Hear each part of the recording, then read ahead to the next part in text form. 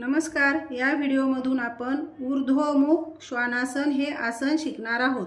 या आसनाची संपूर्ण माहिती व कृती समजण्यासाठी व्हिडिओ शेवटपर्यंत नक्की पहा। ऊर्ध्वमुख श्वानासन।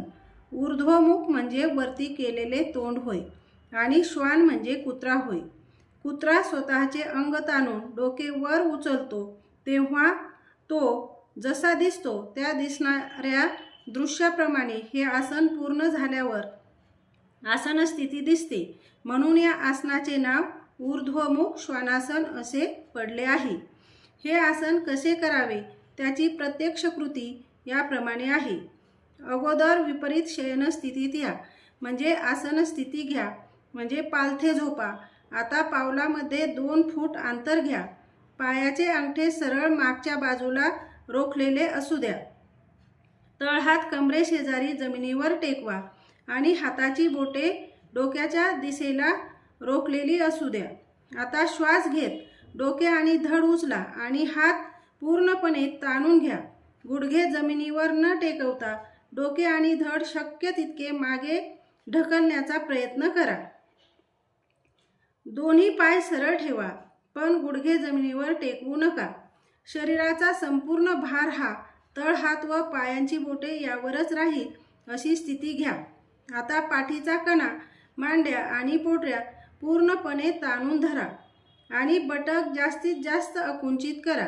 छाती पुढे न्या, मान पूर्णपणे ताणा आणि डोके जास्तीत जास्त मागे न्या। दंडाची मागची बाजू पण ताणून धरा। आता दीर्घ श्वसन करत 30 सेकंद ते 1 मिनिटापर्यंत या आसनात स्थिर राहा किंवा आसन टिकवण्याचा प्रयत्न करा। आसन याप्रमाणे सोडावे।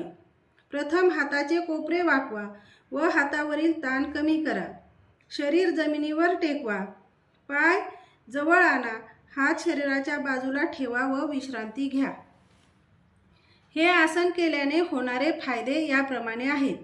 या आसनामुळे पाठीच्या कण्याला नवजीवन मिळते, तसेच पाठीचा ताठरपणा कमी होतो। हे आसन केल्याने पाठीतील उसण, सायटिका हे विकार असलेल्या व्यक्तींना लाभ मिळतो, त्यांचा त्रास कमी होतो।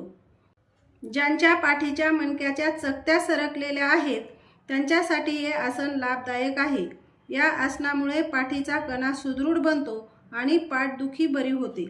छाती फुगल्यामुळे फुफ्फुसे लवचिक होतात। ओटीपोटामध्ये रक्ताभिसरण योग्य तऱ्हेने होऊन तेथील विकार कमी होतात।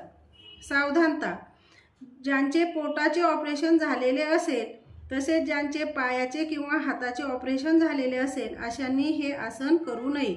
तुम्हाला माझा हा व्हिडिओ नक्कीच आवडला असेल अशी माझी खात्री आहे आणि आवडला असेल तर लाईक करा, शेअर करा आणि चॅनलला सबस्क्राईब नक्की करा। धन्यवाद।